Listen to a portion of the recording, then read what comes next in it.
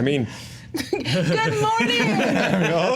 Happy Thursday, y'all. We are so excited to bring you the show today. Welcome to SJU. We're going to be talking about the Joker's movie approach to competing with Marvel, J.J. Abrams being crowned King of Warner, and AMC's push for indie movies. I've got a great panel with me today. I've got Joe, a returning Greg. Alba, hello. Hello, sir. I made it. I'm here. I was almost late, and I got here on time. Yeah, you I'm so did. excited to be here. We're so excited to have you. And we have got Dan. Good morning. Good morning. We're revoking your bathroom key, Greg. I love how that is my reoccurring bit around here. Sorry, Greg. Steal a bathroom key once. Never live it down again. Never live it down. Gosh.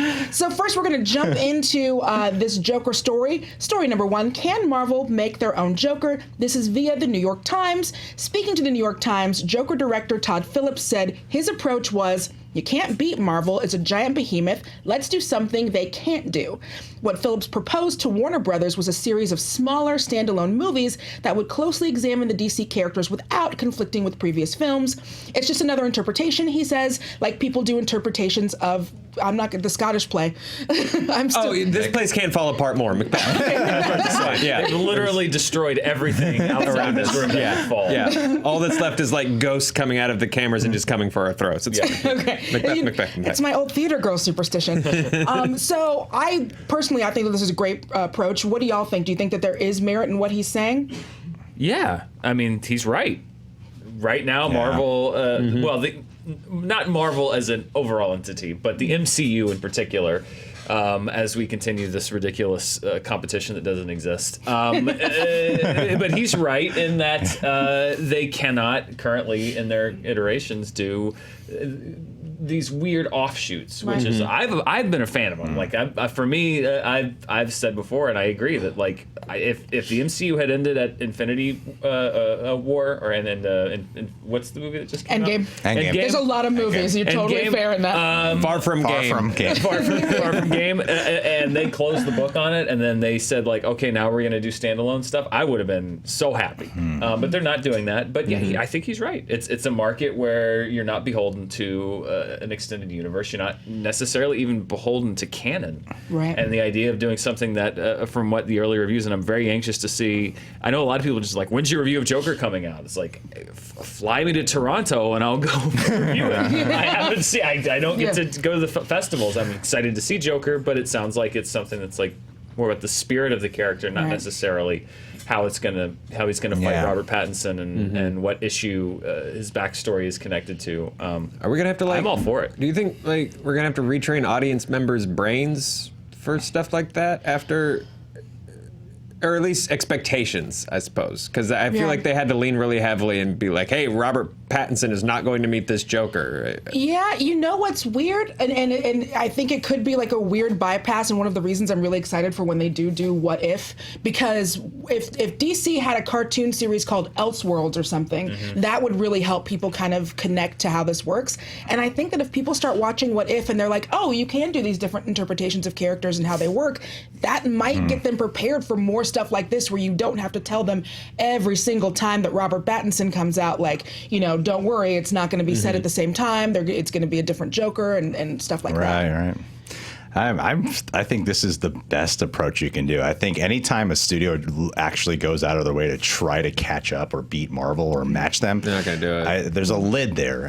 Like if Marvel's here, you'll never be able to surpass them if you're trying to duplicate them. And so the only way, even if there's, like Dan said, there's not really a competition here. I feel like the competition just exists amongst fans. Yeah. But not within this. I mean, I'm sure there's some studio people who are competing directly or have that in their mind. But at the same time, it's like, well, if they try to do what they're doing, and if there is a competition, there's no way they can match them or surpass them. Right. And if anything, to be different and do something totally out of this world, or just what regular film is, which is not all connected tissue, I think that's how they can really make their own mark. I think this has been a good transition, because like with what they did with Aquaman and then Shazam, which weren't they are standalone, but there's still some of that connective data in there. And I think that is a good way to prep us for, we don't need to worry so much about connecting. So then when you get to Joker, I don't think it has to be on anyone's mind. I'm sure by the time Batman comes out, people will be asking. Yeah. I've lived in LA my whole life, so I really don't know what it's like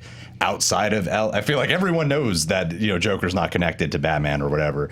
But is it like that? You guys are not from LA. Is it out of LA? Are people really going to be confused about the situation? Yeah, I think I've lived here for 14 years. I'm entrenched. You're totally entrenched. I mean, It's like Derry. I don't remember where I came from. I start remembering things. Like, oh, hello, mother. I was really abused when I was younger. Not true. Wonderful childhood. Clowns, yes, but Clowns traumatized. That is It was true. definitely clowns. But I blame Tim Burton and Pee-wee's Big Adventure for that. Yep. yeah.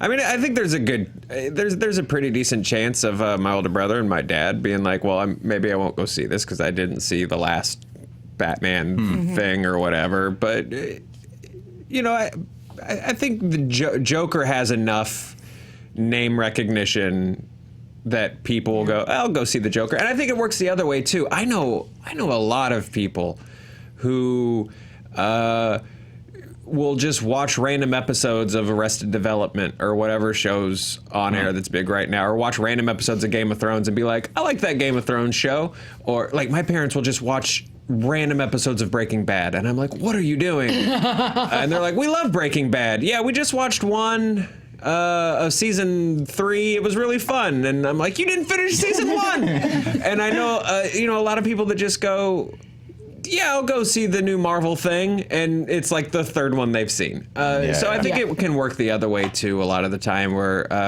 we put maybe a little too much of a button on it than needs to be. But just to echo Greg, I think that makes sense. You know, it's not a complete apples to apples comparison because Warner and DC aren't this small. But like Jones Soda's never going to beat Coke. But what Jones Soda can do is like make a bunch of weird flavors, like The Thanksgiving pack. Yeah, the Thanksgiving They can pack make a turkey gravy soda. and really just like Don't drink it. It's not for drinking. Yeah, It doesn't sound like this. no. Turkey gravy soda is not for your family to go see. It's for you to go see, and then it wins an Oscar. But you know, they can nail that niche. But yeah, no one's gonna beat Coke. And at this point, in terms of like we have one big universe, like Marvel's Coke. And I think Todd Phillips has been wanting this to. I was reading an article where he was talking about how he is hoping that DC will do more of these kinds of films. And I feel like they might if Joker is a hit, but I also think, you know, Warner Brothers is, you know, they're subjective to change at any point when they're like, you know what, we're going to actually connect this now with the property we currently have. Sure. Yeah, I think we also there's reality. And then there's the reality that we inhabit as people that do. We do Not the same. Not the same, although it feels like, I think a lot of time, myself included, it feels like the reality that you accept the reality that you're given. Is that the Matrix? Yeah. It feels like the reality that we live in is actual reality, when in fact it's not. Most people see 5 to 7 movies a year. Yeah. Right. And they're not as invested in these universes and stuff. And so I think that part of it is also, you know, if the MCUs and the Warners, the DCEUs of the world are the Red Keep, where this little flea bottom has sprung up around it, which is what we do, and you know, to a certain extent, I think we need to keep that you know, in perspective, and also like, you know, the idea of like you're saying retraining, like if people are gonna have to retrain the way they think. I think part of it is also like, we also have to not project a constant competition and a constant, like, because I think the reason that there's so much of this thing that there's a rivalry is that there's a lot of people. We've done DC versus Marvel videos. Oh yeah. I'm going to continue to talk more about that in this video. That it's a blood sport, which it is not. You know, I think part of it too is just it's a weird alternate pocket of a universe that we live in, and so I think that. That's also part of it. You know. Sometimes there's competition. It's a weird one. It's within the same properties. I was at Burbank 16 wearing a Batman shirt, and some guy came up to me and was like, "Hey man, it's all about Superman." And then just walked away from me as if I did something wrong. That is very aggressive to do to strangers. Don't do that to strangers. That's weird. That makes you the weird guy. Some people do get invested. After I saw Batman v Superman, somebody who was also at the screening walked up to me, who I knew, and was just like, "Oh my God, wasn't that amazing?" And I was just like, "Yeah, you know what? I didn't really care for it." And they literally just go, "I can't talk to you." They just walked away. It's like, okie dokie. To be fair, That's probably the better scenario. to be fair, I we'll talk about it more for next tease for next week's Honest Trailer commentaries. I had that conversation in the room with you guys yesterday, where I'm like, "Am I taking crazy pills?" And all of you were like, "Why are you so angry about that?" Also, you are not the only one who has been chastised for a shirt at that Burbank 16. That's the theater that I go to. Yeah. Nick Mundy a couple years ago gave me a John Cena Christmas sweater. Oh. I love it, and I wear it a lot, even when it's not Christmas, because one, it's always the holidays when you're hanging out with Joe Starr, but also it's just fun. I really like that shirt. But I was walking through there wearing it, and a large group of children. Oh, I haven't been chanted at by children in a long time, since I myself was a child. It took a while to shake it off, and all these kids start going, "Cena sucks! Cena sucks!" Wow. I mean, I was like, "Ah!" I did not know what to do. I was instantly transported into being back on a bus in middle school. Oh, yeah, yes, it was More more than intimidating or less intimidating than it was when you were a kid? It was more. I think I hid in the Claire's. Like, that was the first store that I could just. I was just going in here.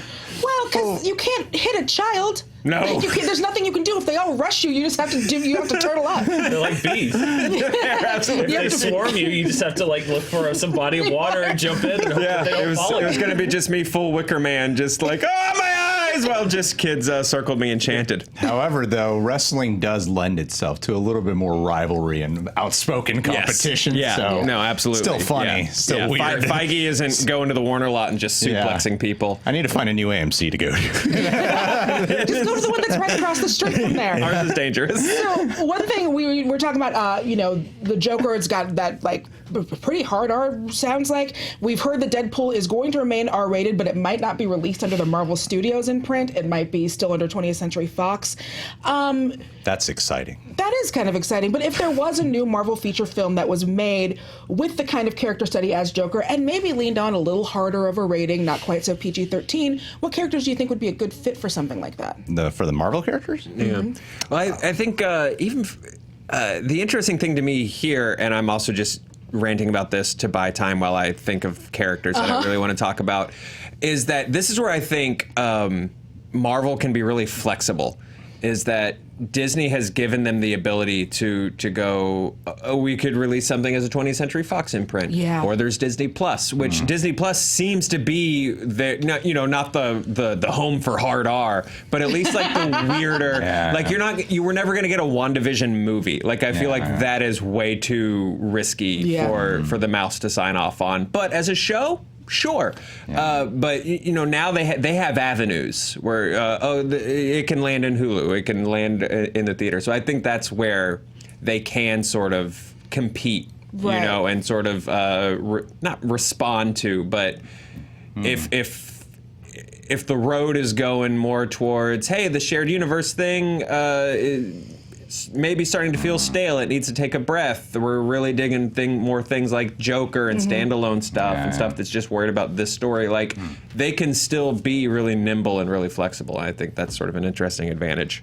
I wish they, because I am I the only one at this table who has actually seen all of the Marvel Netflix shows? Yeah, I have. Okay. I have not.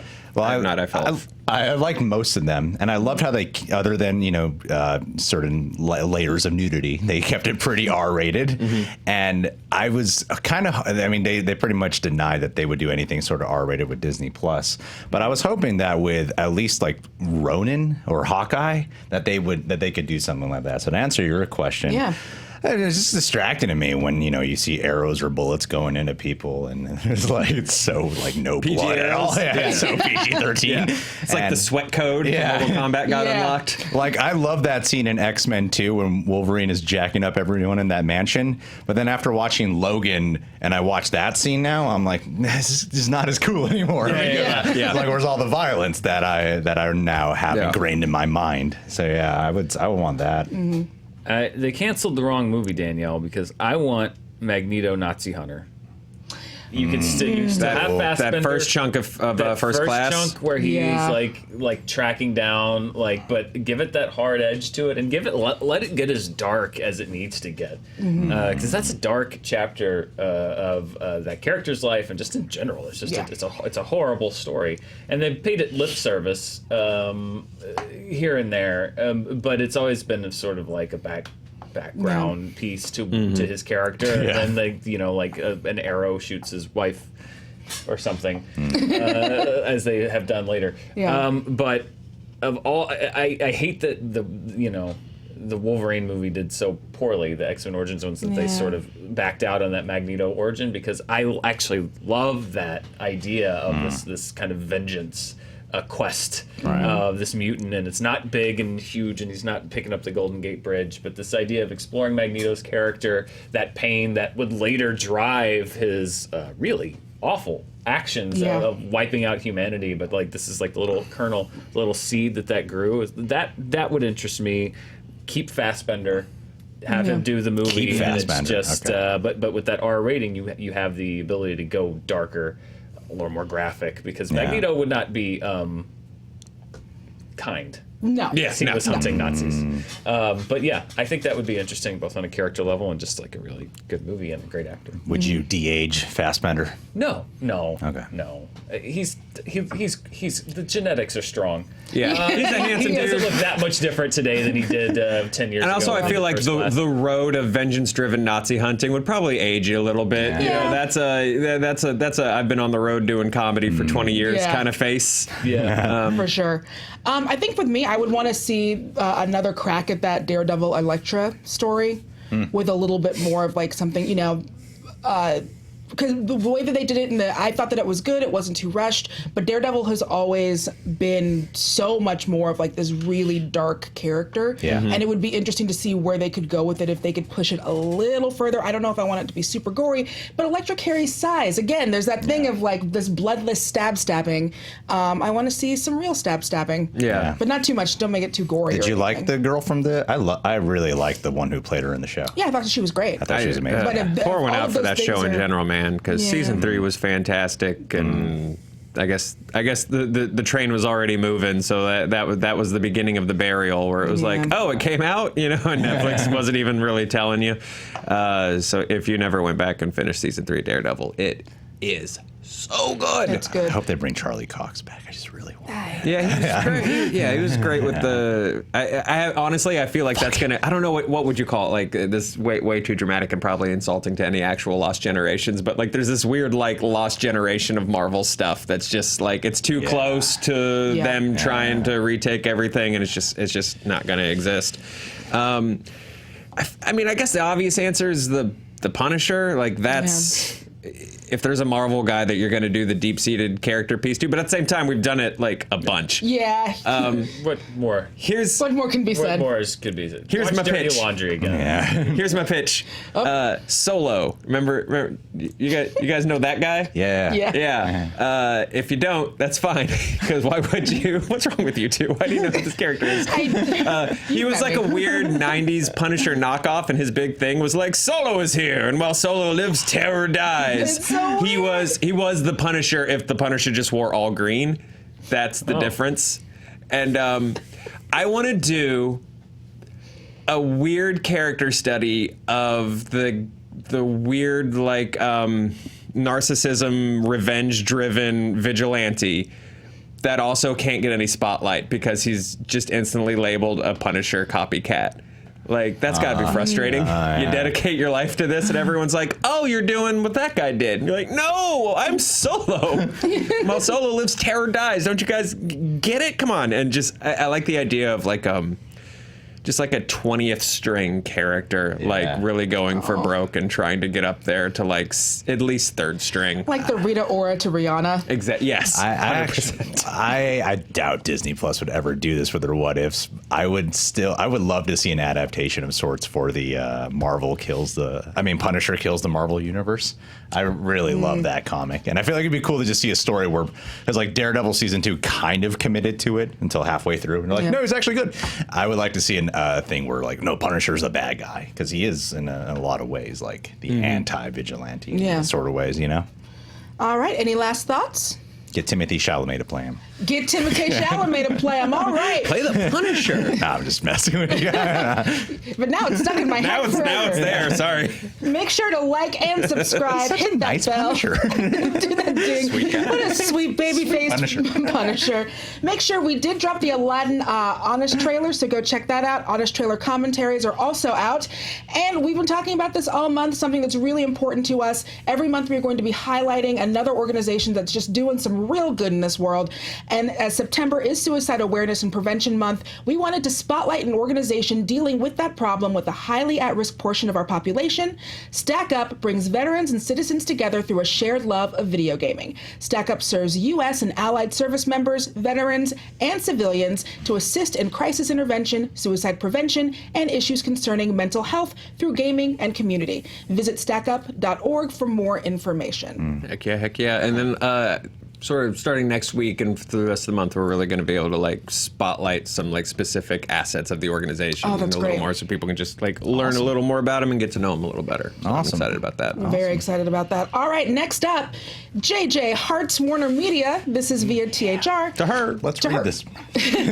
After months of negotiation, Warner Media has signed J.J. Abrams and his wife and Bad Robot co-CEO Katie McGrath to an exclusive 5-year deal. It will be the first time Abrams has both his film and TV deals under the same roof, and for the first time includes video games and digital content.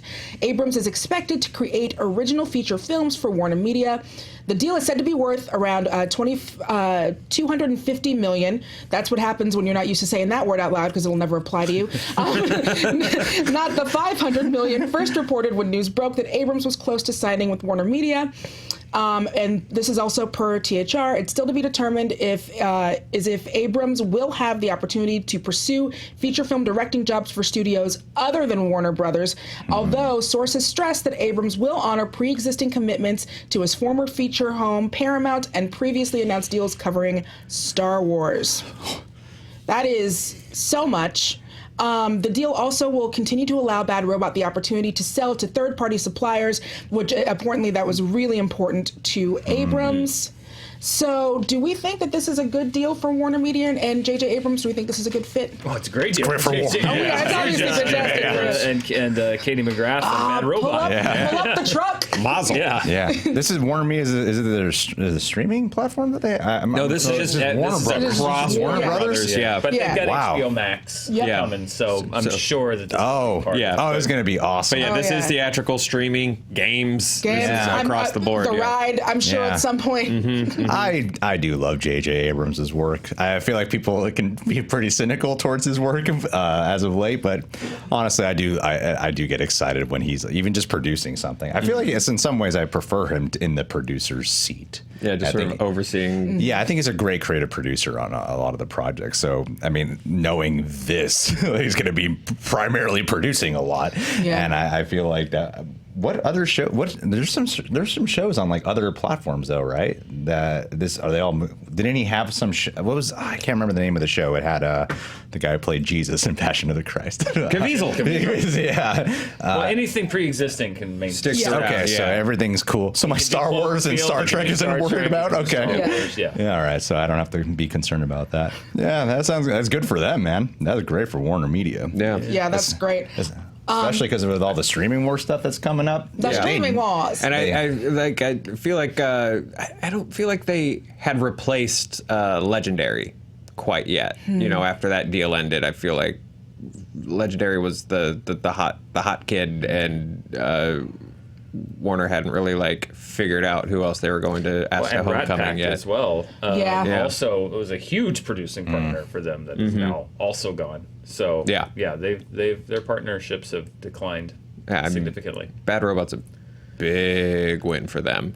Yeah, here's my thing though: is I get why. I mean, in addition to spending hundreds of $millions on content, they're now spending hundreds of $millions to lock down talent, and I understand because the competition is ramping up. But just from a creative standpoint, I think that when you look at something like, for example, like a Breaking Bad. Breaking Bad existed in the form that it existed because Vince Gilligan went to every network in town, and every network in town said no. And then AMC said yes, and we got Breaking Bad. Now, let's just imagine Vince Gilligan had created another huge successful show and had been snapped up by Warner Media, and now was developing series exclusively for Warner Media and came up with the idea for Breaking Bad. Well, instead of being able to say, hey, I have this idea for a show, and them saying like, no, that's not really our thing, and then he takes it to AMC. Now it's like, if he wants to make Breaking Bad and Warner Media says, well, we'll make it, but only under these restrictions, well, then we get that version of Breaking Bad, which, by the way, probably maybe not the best version of the show. That's what I worry about, because sometimes it's very freeing, but sometimes I think if you look at movies, how they turn out, it's a double-edged sword getting written a blank check. Yeah, Sure. Because there's a book, I think it's called The Man Who Heard Voices, about M. Night Shyamalan, and the fact that when he was shopping around, it was Lady in the Water, he had been working with Disney a lot, and he pitched the idea for Lady in the Water, and they were just like, this is not. You need to go back to the drawing board on this. This is not. This is not quite there yet. And he was just like, "How dare you? This is perfect." And he took it. They went to another studio, and it got made. And it was not perfect by any stretch of the imagination. And that's because the other studio basically said, "Here you go."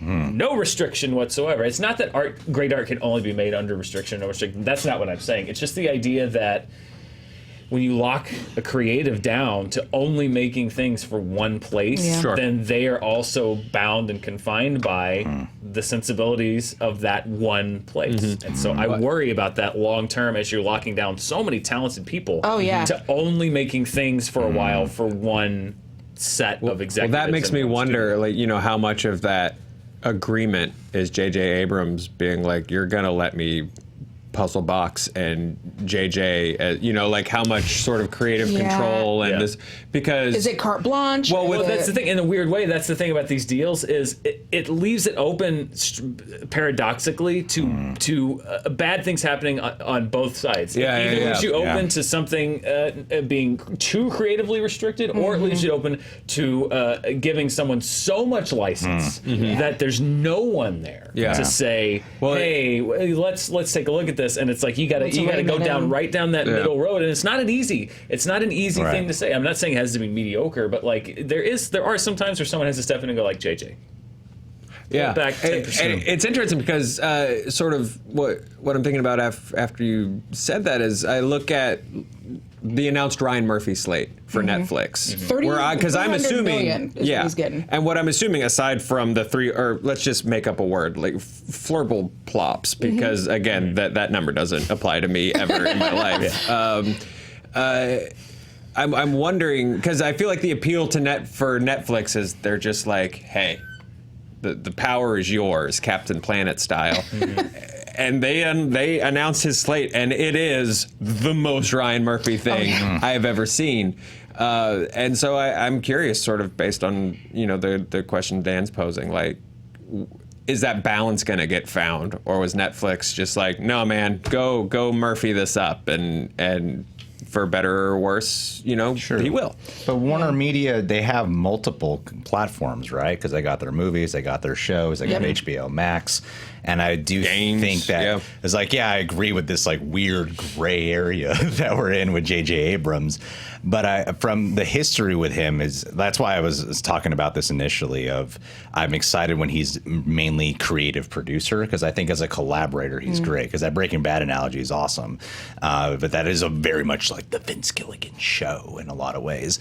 And I feel like if J.J. Abrams, I'd be more concerned if all these were shows that he was like the creator, the writer and director of. But if he's like creative producer, I think he's great at collabing with other people, and I feel like he's good at just popping in and out, James Cameron, Terminator, Dark Fading, this or something like that. So that one's good, or else that analogy's poor. It's not the best supportive analogy I could have conjured up in this moment right now.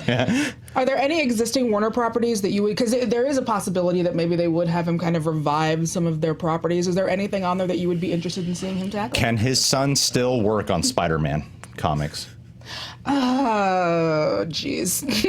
that's so great, isn't it? Because if not, no thank you. Good for him. Good for him.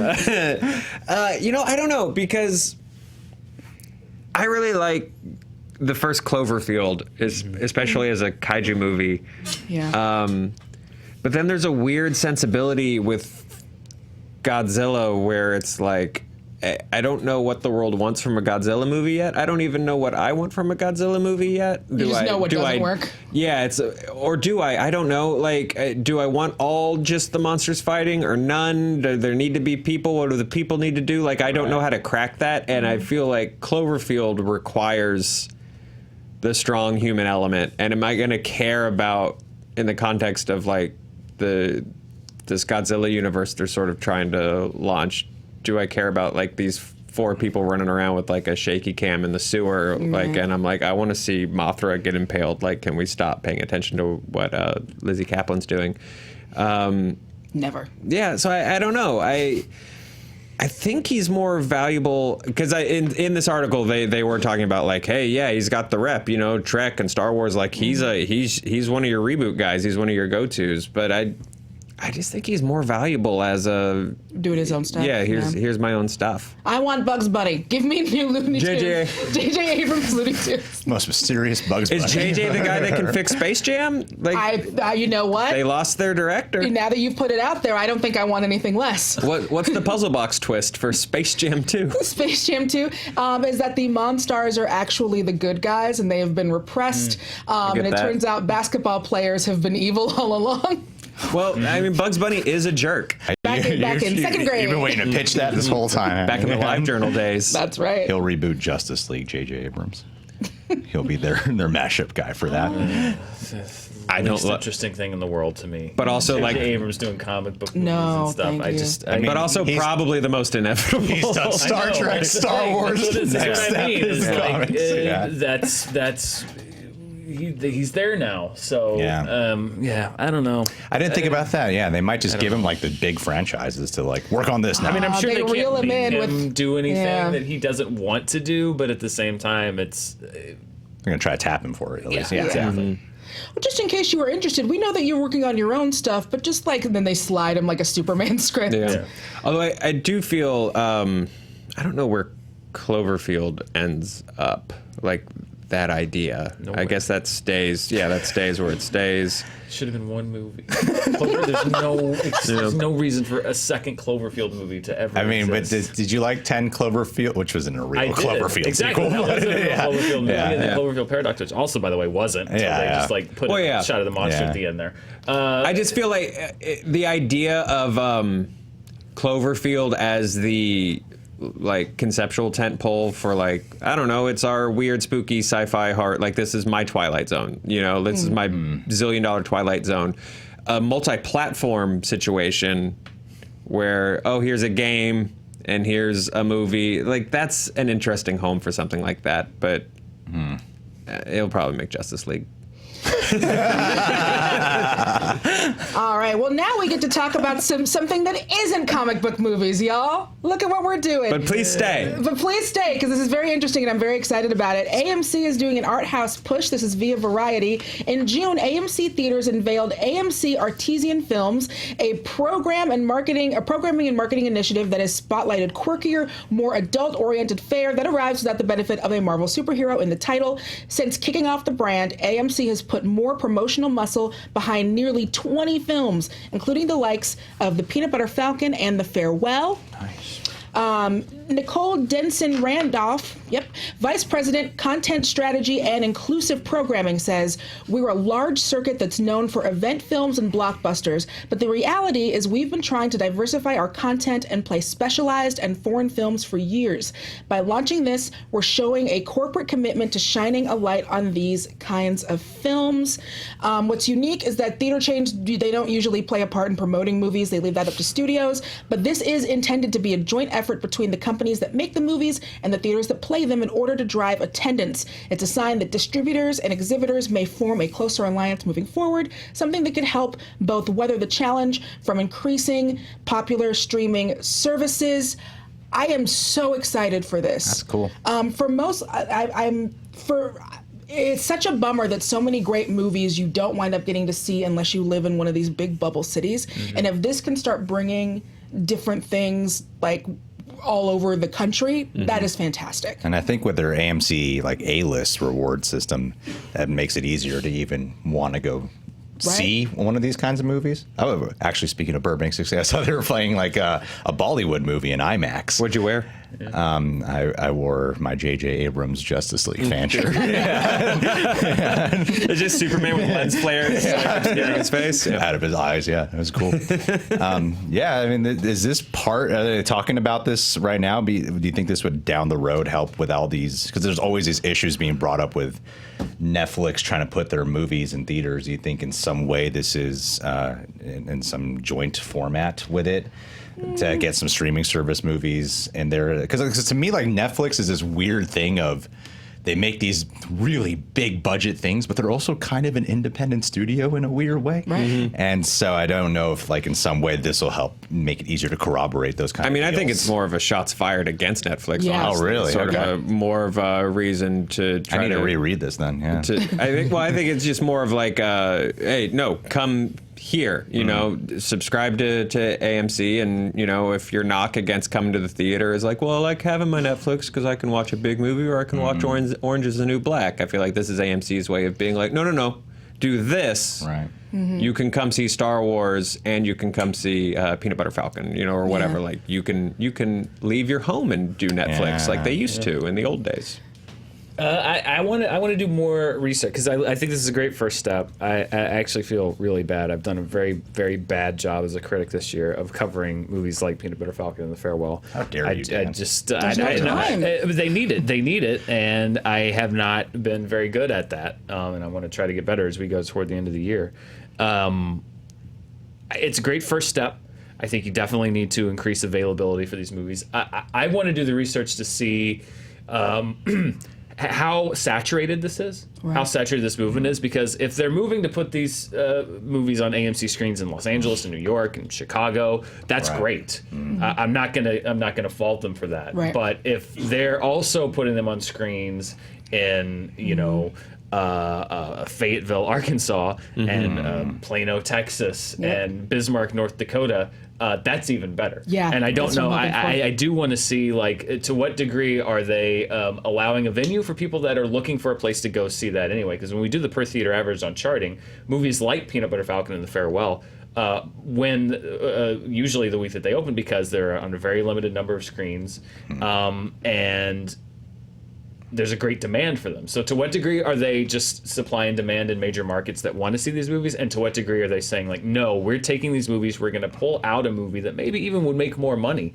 in that theater in a smaller town in order to improve accessibility for these films? That's what I don't know exactly how widespread this initiative is, but I love the concept of it. And I really do hope that as a corporation, it's not just a thing of, eating up a little bit of market share that maybe the other theater chains are passing on, and more of like, we really are committed to spreading these movies out, because growing up, and the industry's changed, but that was a huge deal when I was growing up. Is these smaller movies. I was in Arkansas. They usually didn't come within 200 miles of where I lived. That's changed for the better in the last 20, 30 years, which is great, but it's still not exactly where we need it to be, and I would love for that to be improved. So I love the concept of it. I just want to I'd love to look into further just how widespread it is. Especially with so many of, we're talking about AMC 16s and all that other stuff. We don't just have these huge amount of screens in Los Angeles. There are these theaters with a huge number of screens all over. And yeah, sure, there's going to be your days when 10 of those screens are playing Endgame, but there's also going to be, there are going to be periods during the year where you're not going to have so many of these like huge blockbuster tent poles. You got to put something on those screens.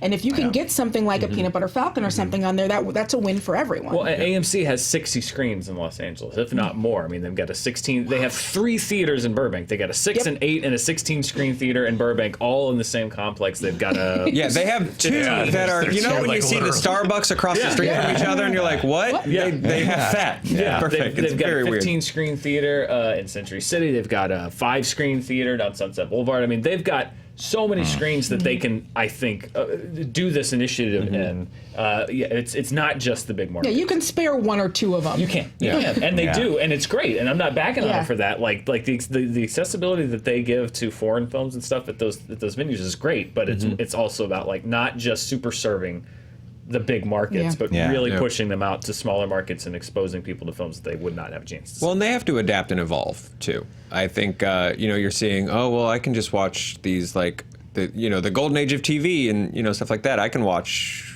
things that feel like The Farewell just without leaving my home. Yeah. And then you also see companies like Fathom or chains like Lemley and stuff like that are doing like real niche stuff. Running Ghibli films. Yeah, or an every month, MST3K stuff like that. live watch. Yeah, and so you have these people sort of taking. They're not massive. I don't think the anniversary of Princess Mononoke is ever going to beat the next Avengers movie, but there's still chunks of the pie, and I feel like they have to evolve and adapt to meet both. Hey, we're coming up against streaming services and sort of the death of the theatrical experience or whatever you want to call it. I like hyperbole, so I call it the death. Of the theatrical experience. I mean, the theaters starting up these past. I know, like, there's a lot of movie pass talk, but I think like AMC A-list has been pretty consistent for the most part. Oh, yeah. And being reliable. That in itself was an evolution because the director of marketing for MoviePass was like, "We're going to disrupt," and they did. And there's no going back now. Yeah, well, and that was Mitch's plan the entire time. He was going to martyr himself so that AMC would do something like this, and he was going to save. Thank you, St. Mitch. Well, Cinemark, I know, has a thing like that now. I was talking to a friend in Virginia, and I was like, "You gotta get this A-list." He's like, "We don't have an AMC near us, but we have Regal, and Regal does it now too." So I think movie theaters having these like season passes has been a really smart move to keeping people to come back. And I do feel more inclined to dish out because it's like, okay, I can make a reservation to go watch Peanut Butter Falcon, as opposed to, do I really want to spend $20 to go watch Peanut Butter Falcon, or do I want to go see one of the bigger movies right now? So I think this is a cool idea. And I'm curious to see if it'll even affect how they physically like build new locations and stuff like that, because I don't necessarily need to see Peanut Butter Falcon on the same screen as your Endgame or anything like that. Like I'll go to I'd prefer it, but I'll also go to an AMC and see that on the dollar theater size screen, like with 30 people. Like I'll take it. It's not ideal, but I'll if it means that like they've carved up one giant screen for 4. Also, I'll take it. Hey, maybe we'll start getting more mid-budget movies. Maybe we'll get more comedies. You guys remember comedies? Well, we'd be getting comedies if people would go see them. I know. Yeah. Game night, please, everyone. Game night was like one of the best movies of last year. It really was. Long shot. There have been a lot of great comedies that have come out that people just aren't. They just aren't going to go see. Pretty surprised by that. Maybe it's because we haven't had because it's been a while since, because I know Seth Rogen had Long Shot, but there was a time where like where the Judd Apatow crew and those actors, when they were doing comedies, those were like the big things. But we don't really have a comedic actor like that right now. Well, I feel like there's a hook required now, right? Yeah. Which is not necessarily a bad thing, but like Hangover was huge because everyone went, "Oh my God, the R-rated comedy's back, baby!" And then like the Apatow stuff got big because it was Apatow. It was like the Marvel of comedy for a minute, or like Will Ferrell became like an event thing. You're going to go see Will Ferrell. Like it sort of harkened back to the year of Jim Carrey. When by the end of that year you were just like, I will go see a Jim Carrey thing. I don't think we've had a comedy hook in a minute. It seems like it needs to be genre spliced with something else, Yeah, that's usually if Long Shot. Jumanji 3 Yeah, or something. if Long Shot had been about Seth Rogen trying to date like the director of S.H.I.E.L.D. Or Long Shot. It's true, Or though. it could have been Long Shot. If Seth Rogen was actually playing Long Shot, Two swords. 90s. Yeah, that's true. It's sad. Yeah. But it is very true. That's also how we get a, deep psychological look at a broken man, and we have to do it with clown paint. All right, that is the show. That's my Joker. Long Shot's my Joker. Just his weird mullet, and that's my Joker movies. Long Shot. There we go. We've nailed it. Joker movie, Long Shot. Thank y'all so much for coming and hanging out with us. Go check out all the rest of the great stuff on fandom.com and here on Fandom, and we will see you tomorrow. Bye. YouTube, bye.